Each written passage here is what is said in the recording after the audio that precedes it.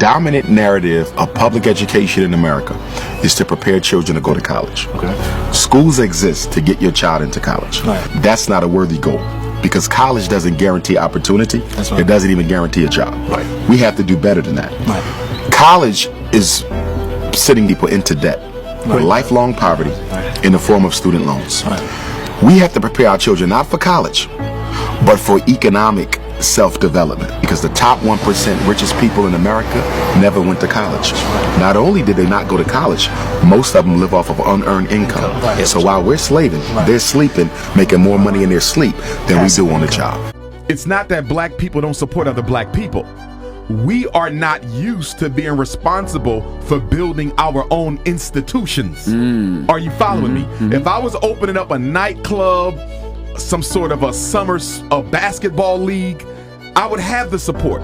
But we are not accustomed to being responsible for building our own institutions. So for example, if you look around America, can you show me a single independent black community in 50 states?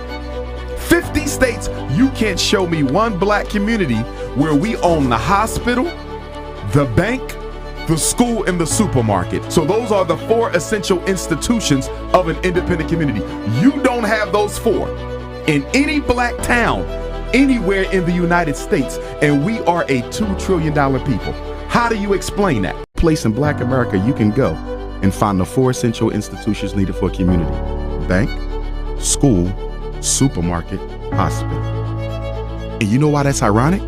Last year, Black America in 2016, we spent $2 billion on Air Jordans, $4 billion on liquor and alcohol, $600 million on fast food, and we bought twice the amount of Mercedes-Benzes as white America, although white America has twice the wealth of black folk. So the question becomes, what is it about the Mercedes-Benz that makes it so attractive to African Americans even when they can barely afford it? And it's because it's a status symbol. That's all. And one thing we know about oppressed people, when you can't enjoy true freedom, you surround yourself with the symbols of that freedom. Absolutely. And that's why the Louis bag is so important. That's why our children will kill for Air Jordans. It's not the sneaker, it's what it represents. And if I believe I'm worthless, that means I can only add value to myself by what I put on my body as opposed to what I put in it. Black people spend a disproportionate amount of their disposable income on tourism. Bob Johnson sold BET to Viacom in 2000 for $2 billion, I believe it was. He did that because he wanted to go into tourism. He believed he could make more money in tourism than he could with BET. The amount of money that we spend traveling, flying, floating, but we don't own any commercial ships. We don't own any airlines. We own not a single what do we want to call that? Franchised hotel. There's not a single black franchised hotel on the planet Earth that I'm aware of. We have black hotels, but it's not franchised. So it's in one location and one location only. Right. That makes no sense with the type of money we spend traveling. Give you a loan for your house. So you can get a mortgage loan, you can get a student loan, you can get a car loan, but you can't get a business loan. Wait a minute now. The education is going to cost me $100,000.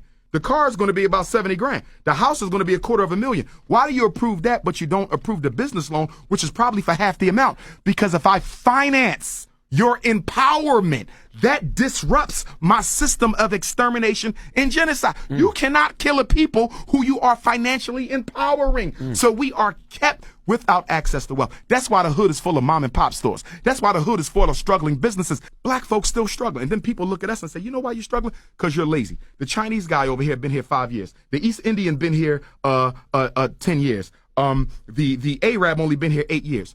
He got 5 gas stations. What's your excuse? Let me tell you what our excuse is. We are systematically denied access to wealth. Do you understand? So we can't build that hospital they built. We can open up 10 supermarkets. I can't get 10 gas stations in 3 weeks because you're going to routinely deny me access to wealth, because America has a policy where you do not empower black people for their own benefit. Any other minority? Yes. Why? Because if they get out of hand, they can be sent home. The black man cannot be sent home.